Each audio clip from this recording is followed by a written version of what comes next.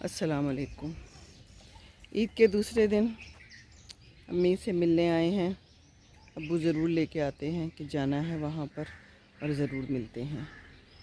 उनके बग़ैर जो है ना,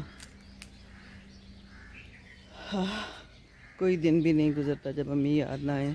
और ख़ास तौर पे ऐसे दिन, ईद के मौके पे, स्पेशल मौके पे तो पल पल याद ही आती है।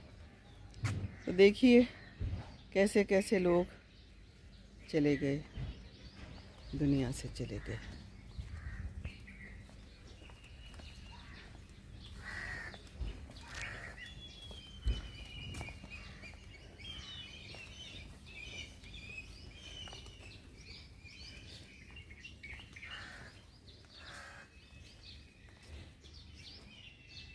ये हमेशा साफ़ सुथरी होती है।